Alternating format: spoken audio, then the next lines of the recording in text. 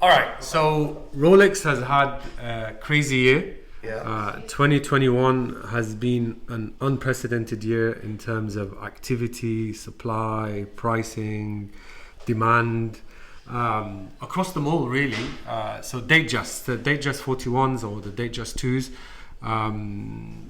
relatively hot still. We have quite a bit of a different selection. We have the older DateJust 2s at the back with the diamond dials. Next to it we have the people like the Jubilee bracelet. This one's a dome bezel. Dome bezel has mixed feelings. Some people like it, some people don't, but probably the one which everyone loves is the one we don't have, obviously, and that's usually the Jubilee bracelet with the fluted bezel, and that probably explains why we don't have it. But they're all doing very well. We have the blue Roman numerals. Everyone still loves the blue color, but obviously the Wimbledon next to it is also high demand. Probably this is the least of the ones which people ask for. Oyster bracelet and the dome bezel, but it's a lovely looking dial nonetheless. Come with me this side. Right, here, Daytonas. I don't think we've ever had this many Daytonas in stock. We had 5, one sold yesterday. We sold a black dial two-tone yesterday. But these are the previous model, the steel ones at least, the previous model Daytonas. I think 2 are with papers, 1 without. Classic watches, I love them. I think there's huge still potential and value in these because they're discontinued, still look very relevant. They wear very nicely on the wrist still. Perfect. So I'm a big fan of the Daytona and I always will be. The case size is great. I don't really know why we have 3. We should have none at the moment with what's going on. Now if we go down, so this is the bling bling section. So on the bling bling section, we have 2, both are, no actually one is a DateJust 41 customized. The other one is a GMT Master 2 customized. Both steel watches, and both with an aftermarket dial. There's been a increased interest in customized watches now. People like the bling bling effect. And we've seen a lot of people asking for the Arabic dials. So we're trying so this is one we've done. So we're trying the sort of Arabic dial. It's not the Tiffany dial, it's more of a greenish dial. But it's nonetheless an attractive watch for some people. And then moving along, I think we're getting more into the sports section now. So on the sports section, we have the first one is the Deep Sea Dweller. It's the 44 millimeters. If I was to pick a watch which is the slowest of the Rolex sports watches, it's probably this. Mainly because of its size. It is a beast of a watch size-wise. It's bulky from a case perspective and a diameter perspective. Still a good watch, but probably in terms of demand-wise, it's the slower, let me say, of the others. The James Cameron, which is the blue and black, sees a lot more interest because I think people are playing a lot more in watches and trying to predict what's going to go up in value. James Cameron has always been one of those where people are trying to predict when it will be discontinued, so you always see it outperforming the black dial. And then you have the other 3 are just or 4. One is the Ladies Yacht Master, one is the older Sea Dweller. This is the two-tone sub, the previous model. The one on the right is a 5513. I'm not correct if I'm correct. I think it's a 1960s sub. We're not vintage specialists. I think vintage is a very, very tough market, and there are people out there who do it much better than we do. But this one is an interesting one we picked up a few months ago. We spent quite a bit of time in the lab, but it's all the parts, let's say, in it are original. The dial, the hands, The bezel, as far as I believe, is unchanged. Even the glass. This particular watch is for those who are more into the older age watches and are particularly interested in vintage models. If we go, we've got these. How could we forget these? So you're lucky now because they opened the glass because they're about to take one out. So let's do the one that we're going to take out. So the first one is the Batman. Obviously, this is the Batman Jubilee, very popular watch. The one we have here is actually pre-owned. Very tough to find pre-owned nowadays because they're high in demand, liked by lots of people. The one besides it is the Submariner. Actually, I'm not sure. I always get confused. Yep. So this is the 41mm sub. So this is the newer model sub. Slightly ever so bigger, and it has a 70 or 72 hour power reserve compared to the previous version. And then below you have the Sky Dwellers. The one in the middle obviously is the showpiece one, which is the blue dial. High in demand, performing well at the moment, but I still think it has room to go more, just compared to what the others are doing.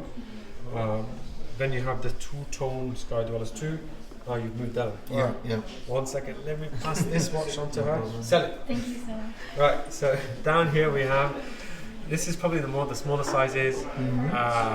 Some of them are unisex or more orientated towards the female crowd. You have the classic day date at the back, the gold day date. The day date, actually, we've been struggling to find them recently, so to have one in stock now is a good thing. They're not easy to find compared to what they were like before. Yeah. Next to it on the left is the unusual tuxedo dial. Liked by some, loathed by others. So up to you to make your own opinion on it. This is the one in the middle here. These are the new dials. Very cool dials. They're very popular at the moment. Very striking. I like them, to be honest. They've been doing well. Are they selling at a premium? I think everything now is at or slight premium, especially if they're new. Because now the problem is if you go to any Rolex boutique. So I was reading somewhere yesterday about we're getting to a stage where there's nothing, not any, not steel sports, but nothing. Whether it's going to last or not, I don't know. The next bit is the classic blue, DateJust 36, blue dial, steel, a watch for all occasions, all genders, all times. Classic. And then on the right, we have, I don't know why they put the Air King with these smaller, with the 31 and the 26 and the 28, but maybe because the Air King is still an underappreciated watch. But still a lovely watch, I think. These are one of the watches which have gone up in price over the last year, but in comparison to others, they've probably not performed as well. So potentially more value left in this, if that's why you're looking to buy. But like we always say, I think people should buy watches because they like them, not because it's going up in value. These have been doing very well, the Oyster Perpetuals. I think everyone has heard and seen what happened to the Tiffany dial. They've gone to stupid levels now. But the Coral Red has been doing well. The DateJust at the back here, the green, olive green dial is a very nice dial. So you can see Rolex have started to, not to play, but maybe open up their variety of dial colours, and it seems to be doing well for them. Good.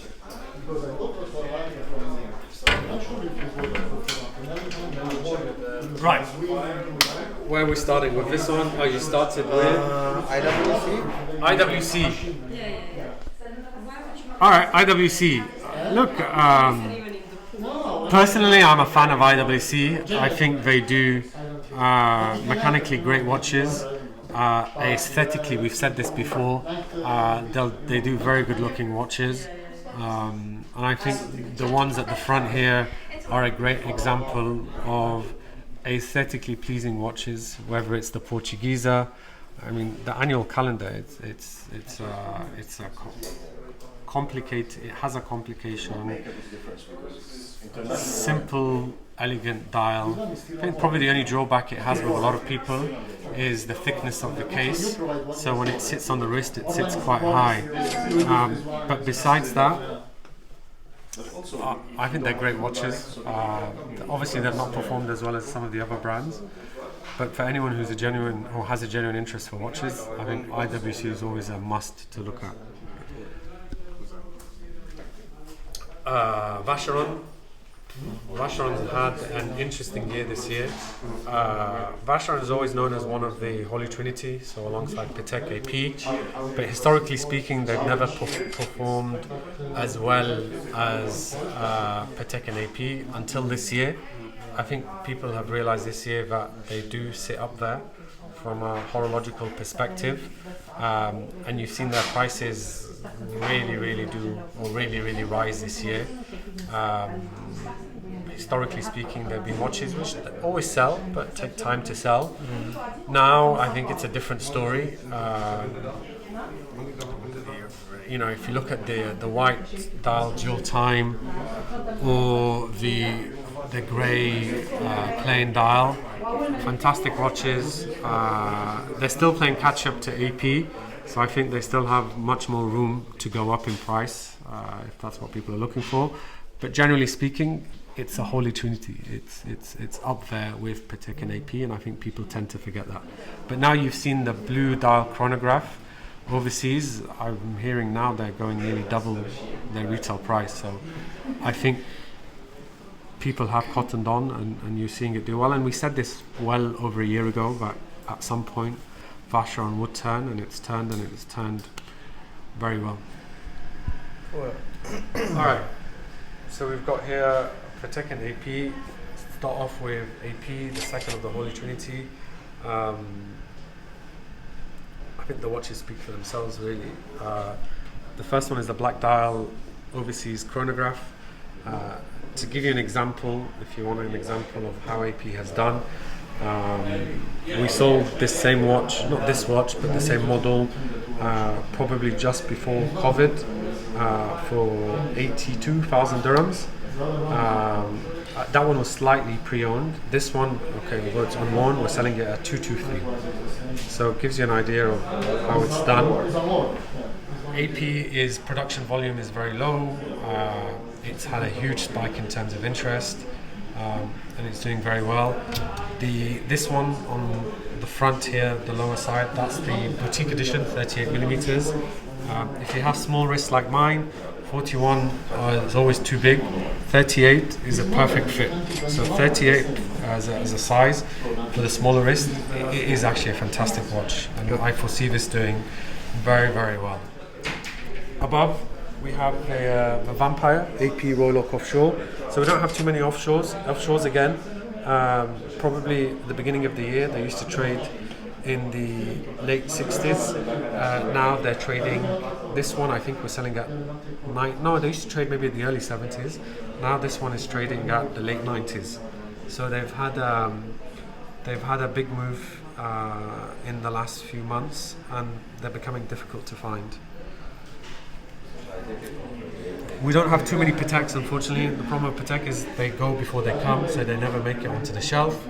But the one we do have here is the Calatrava. Good looking watch.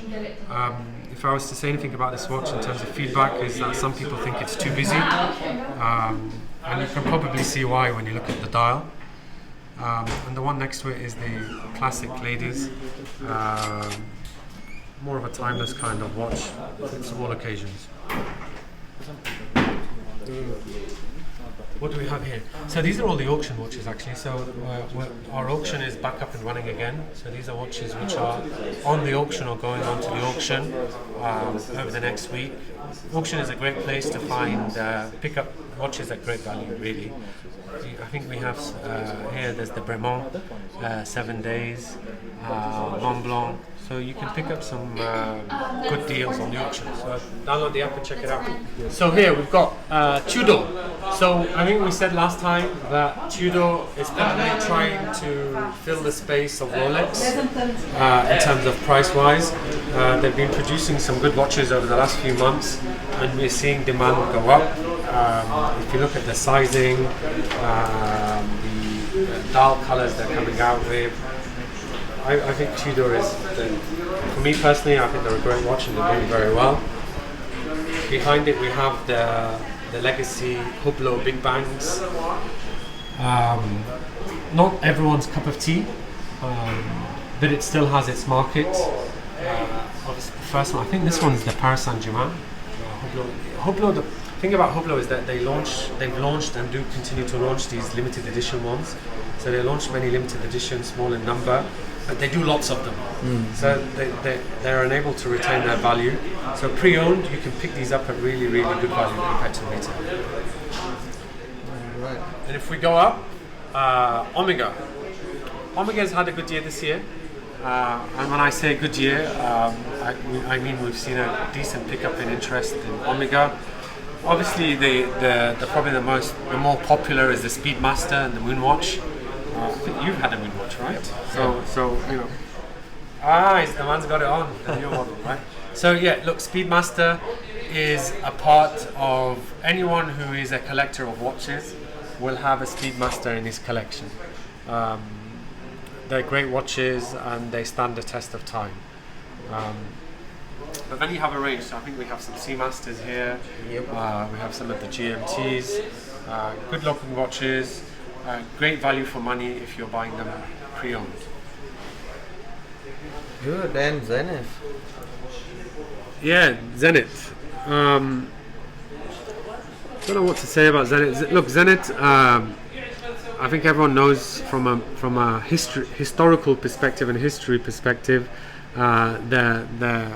there's no doubt about their movements.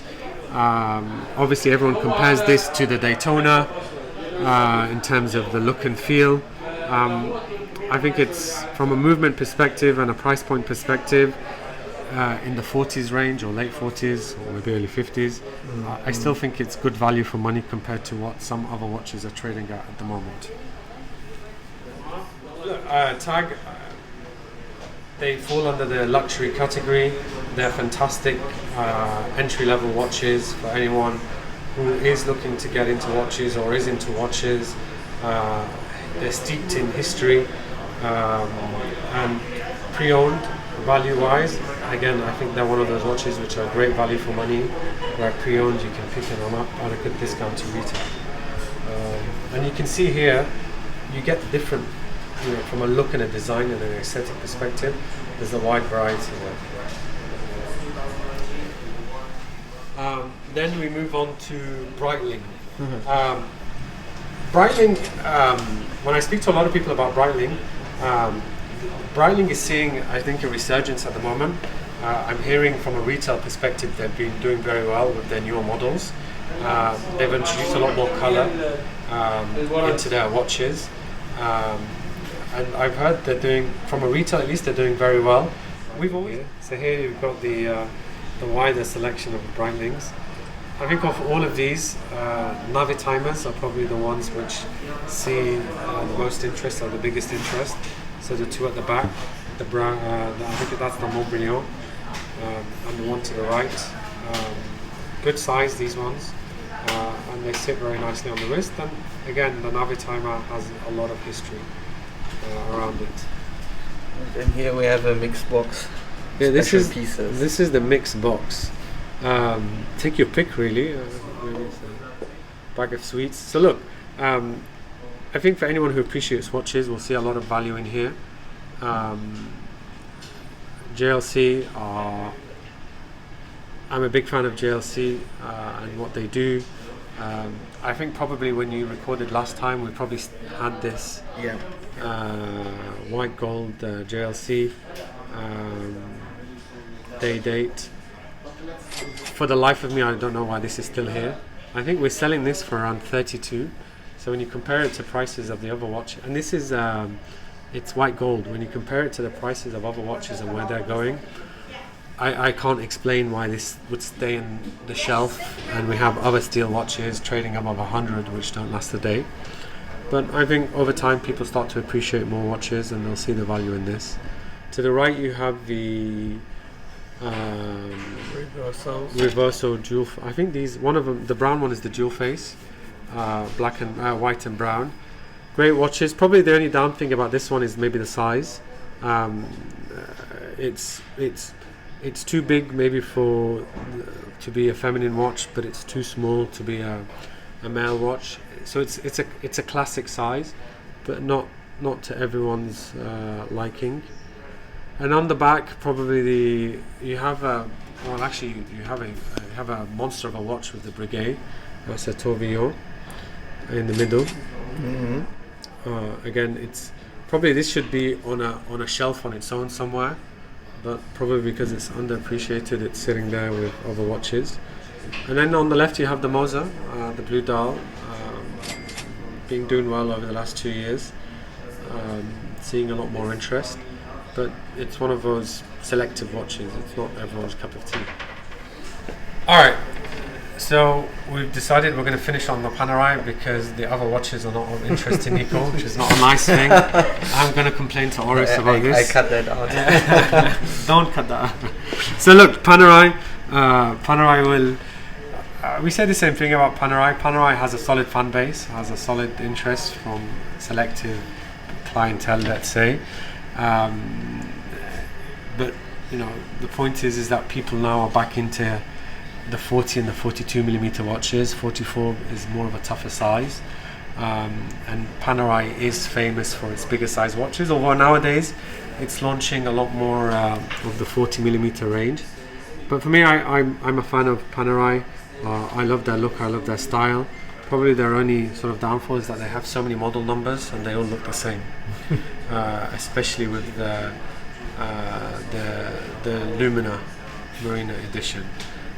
But 8 days, GMT, I think you have a whole selection here. But yes, I'm a big fan of Panerais.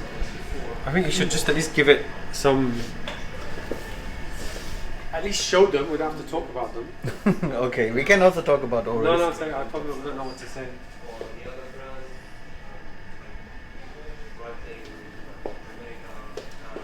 Yeah, these Oris are a bit weird. Yeah, I thought maybe for the girls are nice, but they're a bit big for a girl's wrist, I think. Well, look, I think for females, I think the fashionable watch now is the bigger size watch. Yeah. I think there's been a lot more. That's why for men, we've seen a lot of women buy 40 millimeter Rolexes. So potentially it could be a size thing. But again, I think people this year are interested in colors, which is why these did well, or have been doing well. Frank Muller. He's traded very high discounts, huh? Yeah, it's a shame. Frank Muller is again probably was a high horology brand, did very well at the beginning. I think then changes on a corporate level, and like you said, now these watches are all available at a big discount to retail. Still, they still have a solid base, solid fan base, but to your point, we get a lot for your money.